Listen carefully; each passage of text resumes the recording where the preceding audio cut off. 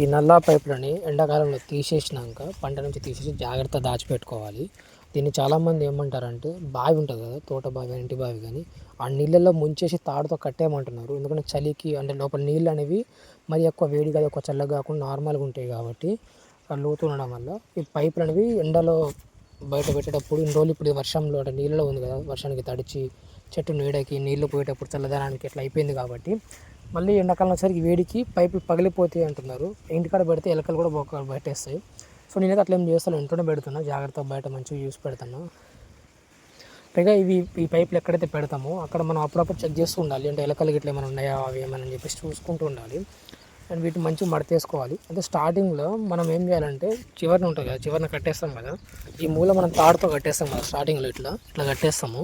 అదే దీన్ని చివరికి ఏం చేయాలంటే దీన్ని మొత్తం పీకే అంటే నల్ల పైప్ మొత్తం పీకేసేటప్పుడు మనం ఫస్ట్ అది నీళ్లు వదిలేసి స్టార్టింగ్ అయితే ఇట్లా వెళ్ళిపోనియాలి డైరెక్ట్గా ఇంటి నుంచి బయటకు వెళ్ళిపోవాలి నీళ్ళు. ఎందుకంటే ఇందులో ఉంది కదా ఇసుక, మోటార్లో వచ్చి చిన్న చిన్న ఇసుకలు అనేవి లోపల ఇరుక్కొని ఉంటాయి.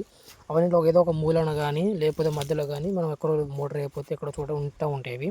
అవన్నీ బయటకు కడిగేయాలన్నమాట. కడిగేయాలంటే మనం దీంట్లో నీళ్ళతో కూడా కడగవచ్చు. అంటే నీళ్ళు అయిపోయినాక ఇట్లా పైపులు ఇట్లా పైకి వెళ్తూ ఉంటే దీనిలో స్టాక్ నీళ్ళతో ఇట్లా వెళ్ళిపోయి ఒక సైడ్కి నీళ్ళు తీసుకొని వెళ్ళిపోతూ ఉంటుంది.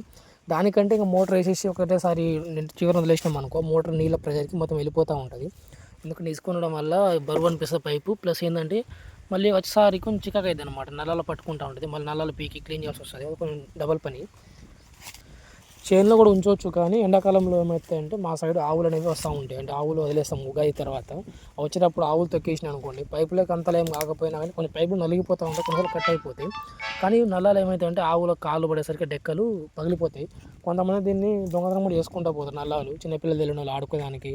పెద్దవాళ్ళు అయితే వాళ్ళ ఇంట్లో గవర్నమెంట్ నల్లాలు ఉంటాయి కదా, పైపులు నీళ్ళు వస్తాయి ఇంటికి, ఆ నీళ్ళకి సంబంధించి మిషన్ భగీరథ నీళ్ళకి సంబంధించి ఆ నల్లాలకు ట్యాప్ లెక్క పెట్టుకునేది కూడా దీన్ని తీసుకెళ్ళిపోతూ ఉంటారు.